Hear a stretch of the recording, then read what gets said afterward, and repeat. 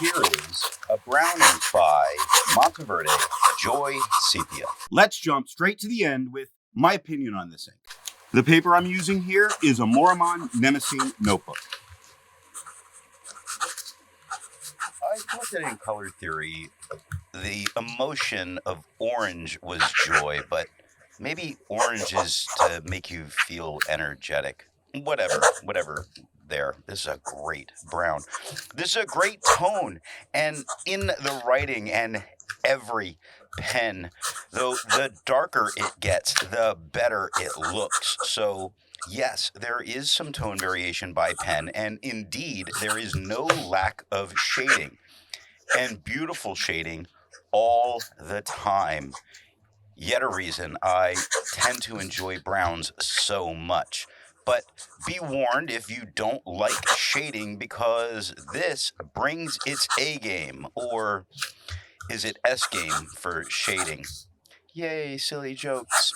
Whatever, I like it, and I have seeked out a bottle of this because I certainly need more brown inks in my life, but this one doesn't make me feel like I'm just overburdened with browns. Not at all. It's just great. You just wait and see.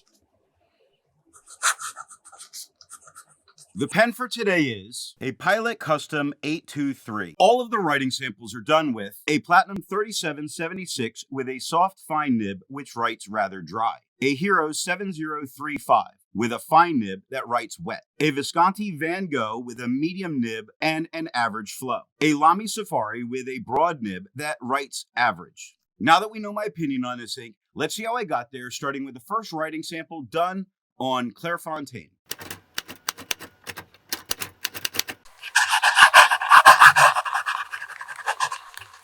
Looking at the soft, fine nib, this is the lightest tone that we're going to get. Now, it's the lightest, but it's certainly not light. There's no feathering. There's no spread. There is shading coming up. Some shading. Actually, it's a fair amount. You really do get to see shading in every single word. It's just that it's not shading as dark as it will with some other pens. I still think what I'm seeing here, I could be very happy using.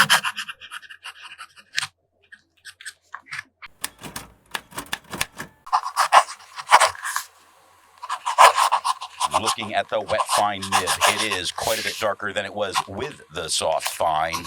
It does not feather, does not spread. It does shade like a monster. The whole way through, we get so many different tones going on that it's amazing. It's barely just one color. It's not really brown so much as it's brown with hints of orange and hints of red. It's amazing.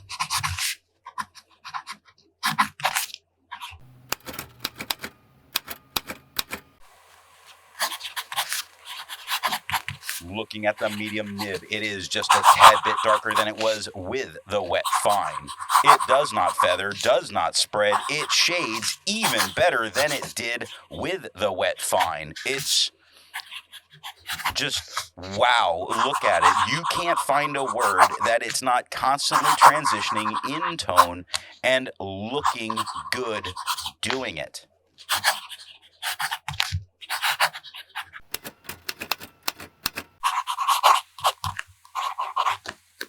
Looking at the broad nib, we get the same tone as the medium, with no feather, with no spread, with shading out the wazoo. It is really very, very nice. And it's, when you get those inks that are just so nice to use, it gets difficult because you almost run out of words to use to describe how nice it is. And that's where this kind of leads me.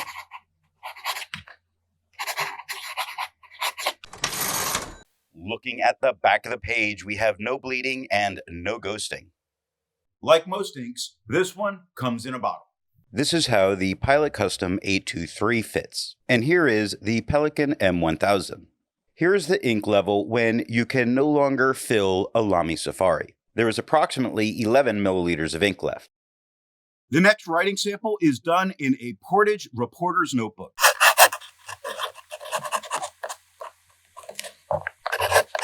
Looking at the soft fine nib, it is a tad bit darker than it was on the Clairfontaine. We get no feathering, we get no spread, we get some very nice shading happening here. Truly, I'm going to marvel at this paper forever because it's not made for fountain pen inks, and yet it always does just so well.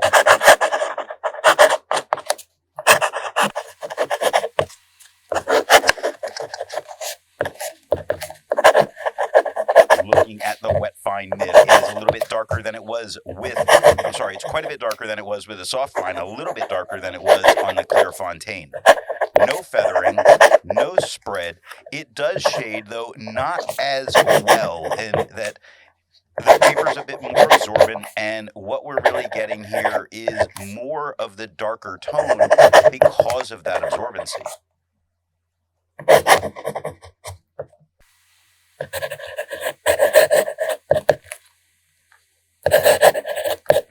Looking at the medium nib, we get the same tone as the wet fine, the same tone as the Clairfontaine. No feathering, no spread, little hints of shading. You'll see it in width on the second line or nonsense on the fourth line, not really being a standout quality on this paper.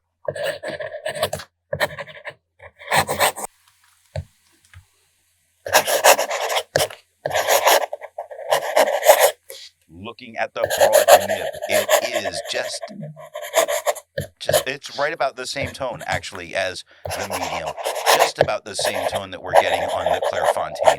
No feathering, no spread. We are seeing some shading. I want to say about the tone, it looks slightly different, same darkness, but slightly different as a color. It's like I'm seeing a little bit more of the red undertones here, but it is still shading and still doing a fairly decent job at it.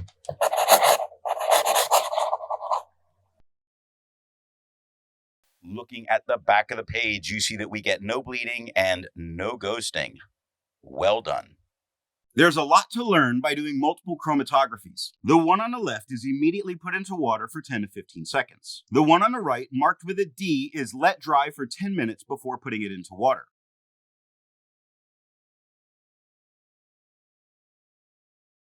The next writing sample is done on a national brand Steno notebook.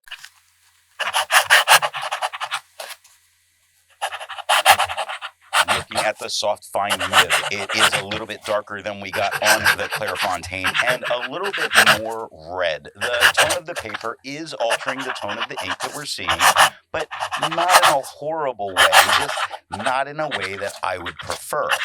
Now, we get no feathering or spread. We do get little moments of shading. You see it in William on the second line, or Bert on the first, and Yellow on the first. You can see it. It's not a standout quality here, though it is still present.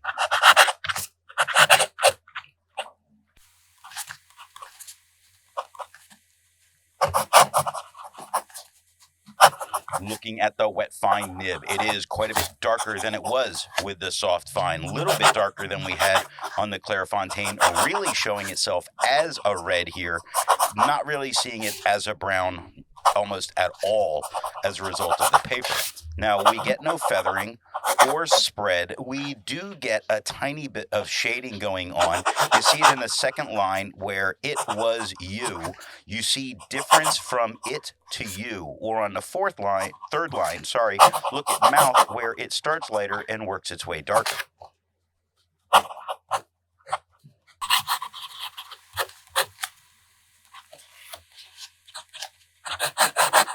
Looking at the medium nib, it is the same tone that we got with the wet fine, which is lighter than we had on the Clairfontaine. Still no feathering, still no spread. Here we have absolutely no shading, just a red, and making me feel kind of disappointed in overall what I'm seeing, but this is not the paper you have to use this ink on.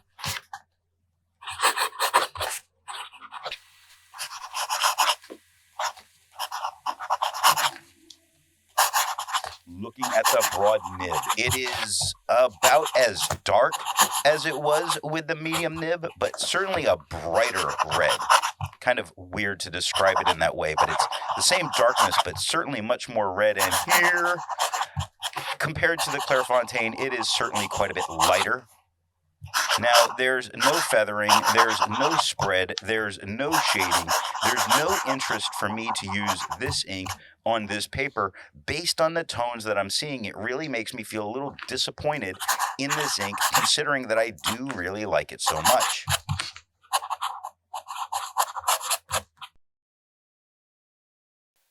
Looking at the back of the page, you see that we get almost no ghosting. It does ghost a little bit with the medium and broad, but not with either the wet fine or soft fine. Nothing bled through touching the page underneath. Resistance tests are done to see how this ink can be expected to perform on the page, and more importantly, how hard it may be to clean from your pen. The smear is allowed to dry for 3 days before testing it. The highlighter is on the top left, pen flush is on the top right, 1/3 bleach solution is on the bottom left, and water is on the bottom right. The next writing sample is done in a Rhodia notebook.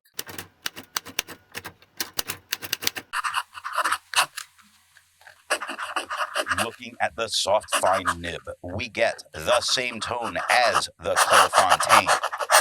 We get no feathering. We get no spread.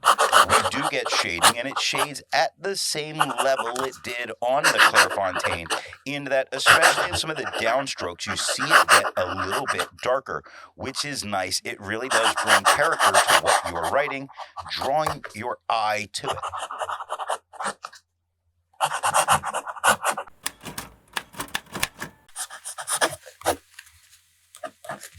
Looking at the wet fine nib, it's quite a bit darker than it was with the soft fine, just a tad bit darker than it was on the Clairefontaine.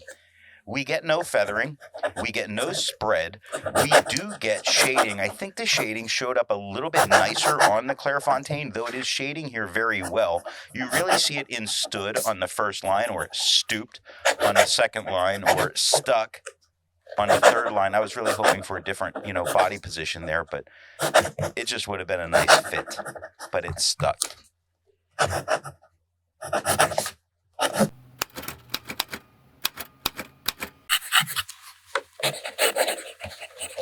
Looking at the medium nib, it is the same tone as the wet fine, same tone as the Clairefontaine. We get no feathering, no spread. We do get shading just as well as it did on the Clairefontaine, though I think it is actually standing out better on the Clairefontaine. Now, that could be a result of this being quad rule and some of those rulings just kind of hiding it to the eye a little bit. Not so much that the ink is doing it, just the way it appears to the eye.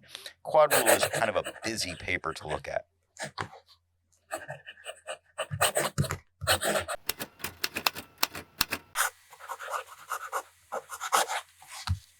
Looking at the broad nib, it is about the same darkness, yet a brighter tone ever so slightly. It's just, let's say it's just a tad bit brighter as a tone from the medium, and it's very similar yet different from the Clairefontaine. All the tones are the same, but it's different in how it performs. You see a lot more of the mid and lighter tones here than you did on the Clairefontaine.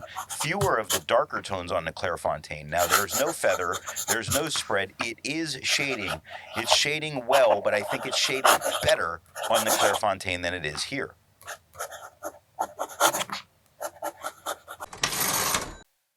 Looking at the back of the page, you see that there's no bleeding and no ghosting.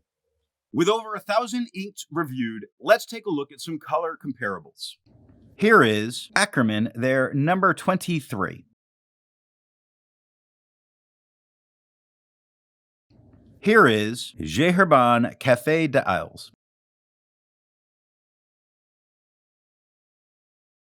Here is Noodler's Burma Road Brown.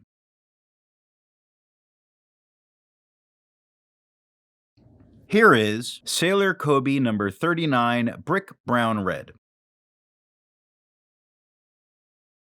The next writing sample is done in a composition lab notebook.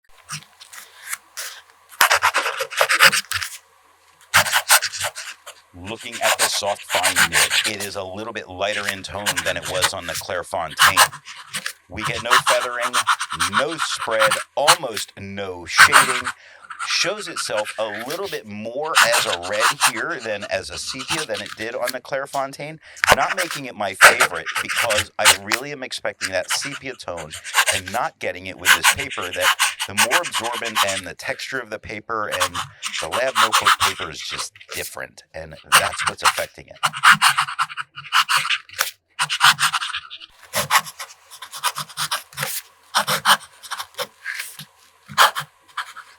Looking at the wet fine nib, it is quite a bit darker than it was with the soft fine, lighter than it was on the Clairfontaine. Now, we get no feathering, no spread.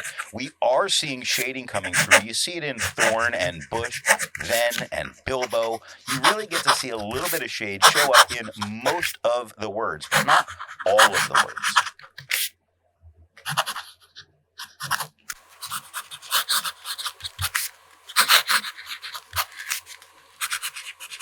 Looking at the medium nib, it is the same tone as the wet fine nib. A little bit lighter than what we're seeing on the Clairfontaine. No feathering, no spread. It is still shading well. I think it's shading a little better than it did with the wet fine nib, but nowhere near as well as it did on the Clairfontaine. That's not the disappointing part here. The disappointing is that, again, I'm seeing it much more as an orange-leaning red than a sepia. Not the fault of the ink, it's the combination with the paper.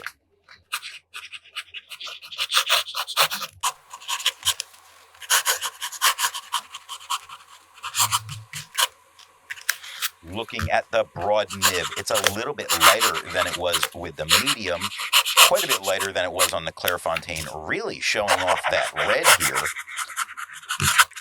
Yeah, really showing it off. No feathering, no spread. It is shading fairly well, and you're seeing some oranges and reds in the shading. Now, if this is the color that you know you're getting going into it, I don't see this as a horrible thing. It's if you're expecting it to be a brown and you wind up with this much more red lean. So just make sure you check your inks on your papers and know you're getting what you want. I don't care for this ink on this paper.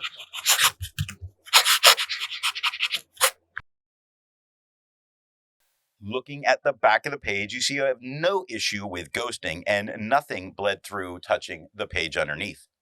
While it's nice to see ink in the same color family, I prefer to find an ink that complements its color on the page. Here is a pink ink by Robert Oster Cherry Blossom. Here is a green ink by KWZ Green No. 2. Here is an orange ink by Califolio Inti. Here is a blue-black ink by Roher & Klinger Lipziger Schwarz. The last writing sample is done on 20-pound copy paper.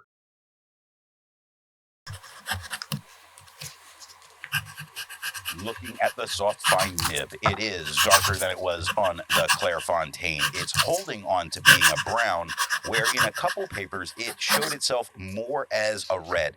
It is holding on to that sepia tone, which I'm very happy about here. Now, we do get a tiny bit of feathering, tiniest bit, and it occurs in the darker areas. We do have the slightest bit of spread going on, but let's be honest, it's copy paper, so when it's a slight spread, it's really a win. And as I mentioned with the darker areas, yes, it is shading. Always a plus if it happens on copy paper and doesn't bleed.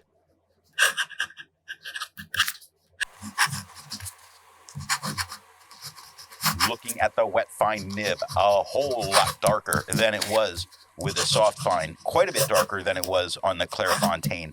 Still holding on to that brown tone, that sepia brown, not really being a red. Now, no feathering? No, it's copy paper. You know that it feathers. It doesn't matter what you do. I think It's copy paper. It's almost like you feel like pencil would feather. It's so bad. But the feathering's actually rather under control. You could probably live with it. It does spread to more than a broad. It does have shading in. I can see some tone variation looking at it, that it's got much darker areas and lighter areas. But I don't want to call it shading so much as a color shift some while you're writing.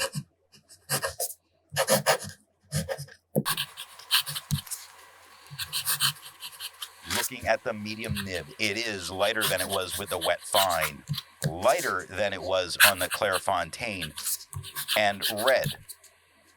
Definitely a red here, or at least a red hue more than a sepia. Now, it does feather a bit.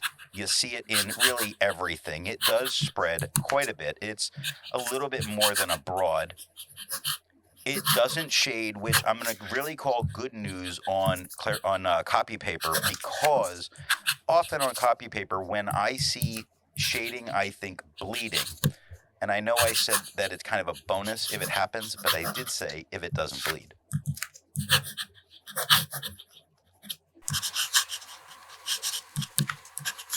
Looking at the broad nib, it is the same tone as the medium.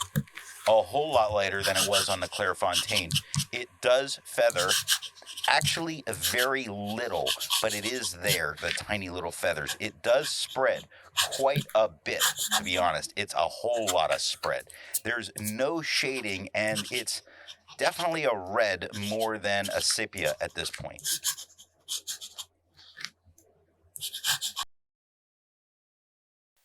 Looking at the back of the page, you see 3 tiny little dots that you probably wouldn't even notice if I didn't circle them with the wet fine and medium that it bled and touched the page underneath, so it's really not a problem.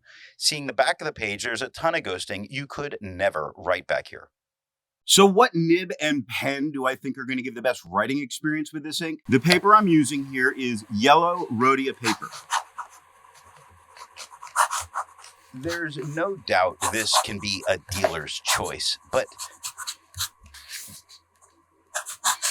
do yourself a favor and choose a wet pen. The darker tones are truly nicer to look at, but if you do choose to tone it down some, a dry fine will still be plenty dark to read, and it still gives you a bunch of shading, hence why it can be still a dealer's choice. I hope you got something out of this video, and if you're not subscribed, I would invite you to do so now.